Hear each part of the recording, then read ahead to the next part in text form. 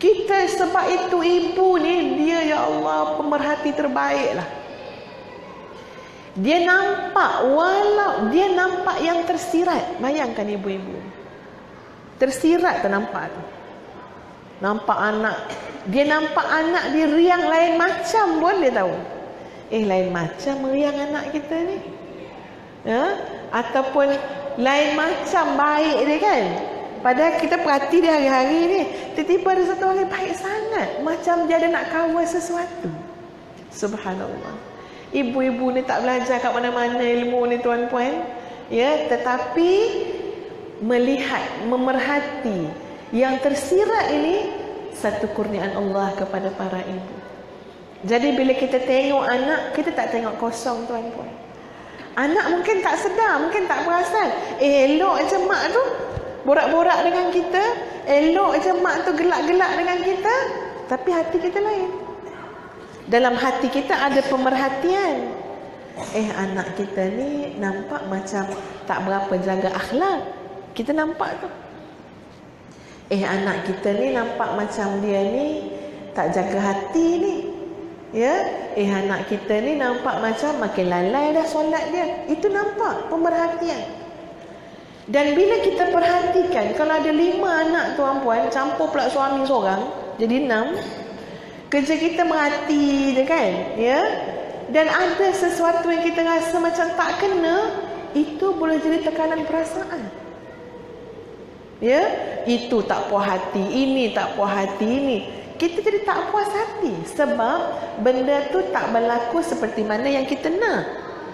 Jadi apa kita nak buat? Kalau kita tegur semua yang kita tak puas hati, orang akan lari tuan-tuan. Anak kita pun akan lari.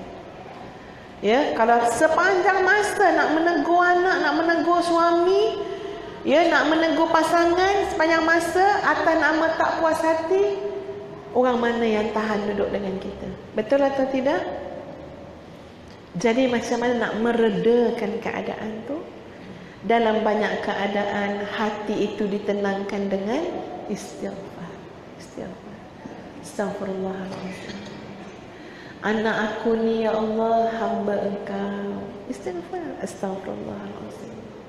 Mungkin aku yang tak betul jaga dia. Ya, mungkin aku yang tak cukup doa untuk dia ya Allah. Menyandarkan kesalahan pada diri sendiri itu lebih menenangkan daripada mencari siapa yang bersalah atas perkara yang kita tidak suka. Lebih tenang sandar kat diri sendiri. Ya Allah, salah aku ya Allah, ampunlah ya Allah, perbaikilah ya Allah. Hati kita akan tenang. Ya kan kita sebut, anakku adalah hamba-Mu ya Allah, hamba-Mu. Baiki ya Allah. Minta balik dengan penciptanya, pemiliknya. Kita pemegang amanah aja. Ya, minta balik siapa yang cipta, siapa yang buat, siapa yang jaga. Kita pemegang amanah. Amanah suruh didik. Ya. Sebab tu sebuah doa yang kena selalu baca ibu-ibu para muslimah, iaitu doa yang berbunyi Rabbi ataupun Allahumma aslih li fi dhurriyyati. Kalau tak baca sayang, sebab doanya pendek je. Aslih li fi dhurriyyati. Ya Allah, perbaikilah aku dalam urusan agamaku. Kalau nak yang lebih panjang, dalam surah Al-Ahqaf, panjang lagi lah.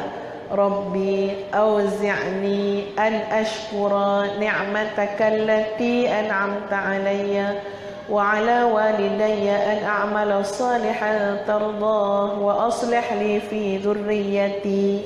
Dalam surah Al-Ahqaf. Yang demikian, yang doa yang Ustaz baca ni puan-puan, ia tak sepatutnya ditinggalkan. Memang tak patut tinggal. Ya, Ustaz ingat dah ayat berapa 18 ke apa dalam surah Al-Ahqaf. Nanti kan habis ni kan Ustaz tengok balik. Tak patut tinggal sebab seorang anak yang soleh tu, kalau ikut pada ayat tu lah ya, seorang anak yang soleh bila usianya telah sampai 40 tahun, dia mengucapkan doa tersebut. Tengok Allah sebut dalam Quran ya. Antara ciri-ciri anak soleh tu kita faham daripada mafhum ayat-ayat dalam surah Al-Ahqaf tu, bila sampai usianya 40 tahun lalu dia berdoa, Rabbi auzi'ni an ashkura ni'mataka allati an'amta alayya wa ala walidayya an a'mala salihan tardah wa aslih li fi dhurriyyati inni tubtu ilaik wa inni minal muslimin, kan? Dalam surah Al-Ahqaf. Jadi umur-umur kita semua dah 40 ke belum? Kalau tengok pada wajah ni memang nampak macam 25. Tapi kena tanya jugalah, kan, ya. Ibu-ibu dah 40 ke belum? Lebihnya berapa, ya? Sama macam ustazah pun dah 40 dot. Ya, ni mesti nak tahu dot tu berapa, kan, ya. Bila umur kita dah 40, kenapa tak jadi macam ayat tu, ya? Ayat tu kata apa? Bila sampai usia 40, ni doa dia. Tapi kita mungkin dah umur 55, mungkin dah umur 60. Kenapa tak berdoa dengan doa tu?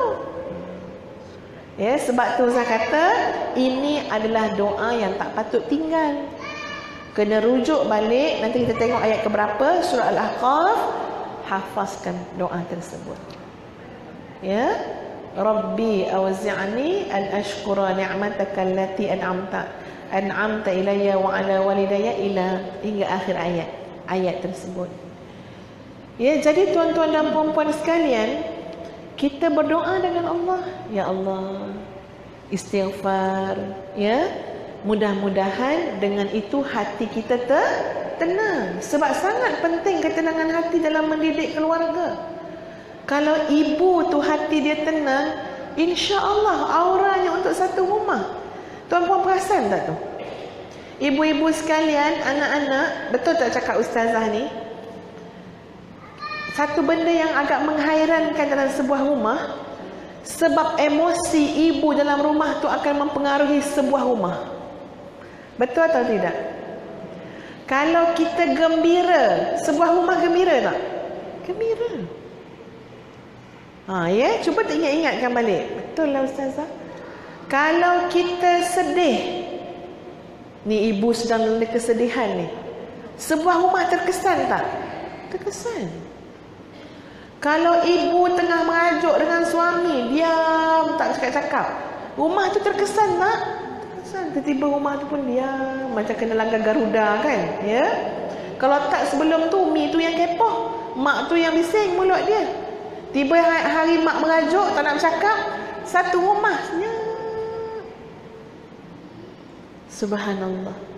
Ya, kuatnya aura seorang ibu ataupun isteri dalam sebuah rumah tangga. Sebab itu kita pastikan hati kita tenang. Jalannya bagaimana? Banyakkanlah istighfar. Cakap lebih-lebih pun ya tuan-puan, Katalah Ustaz kata, okey, cara nak rumah tangga bahagia. Pertama, apa dia, teknik itu, kaedah ni. Tapi Ustaz rasa tuan-puan dengan pengalaman yang ada sikit-sikit tu, rasanya takkan dapat menandingilah. Yang lebih utama, memperbanyakkan mengaku salah dengan Allah. Itu yang paling utama. Istighfar. Astaghfirullahalazim, astaghfirullahalazim, astaghfirullahalazim. Banyakkan. Sebab tuan-puan, kita kurang ingat Allah. Walaupun kita kata dah ingat dah ustazah, tapi tetap nisbahnya kurang. Betul kan? Semayang berapa minit je? Yang lain-lain, ya, ambil masa kita lebih lama daripada ibadah kita untuk ingat Allah. Malah kadang-kadang masa kita ibadah pun kita tak ingat Allah, kita ingat yang lain. Boleh jadi juga orang yang sedang beribadah zahirnya, tapi harapan dia ke lain, tujuan dia lain. Jadi memang nak kembali bawa kepada apa?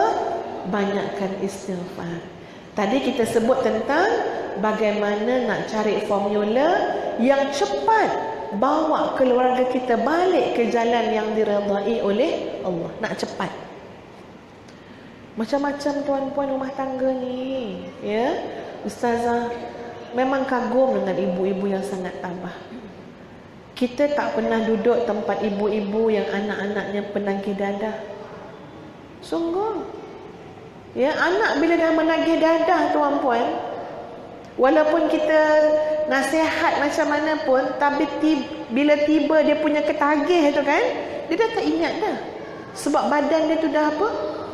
Macam mana orang menagih dadah dia dah ketagih kan?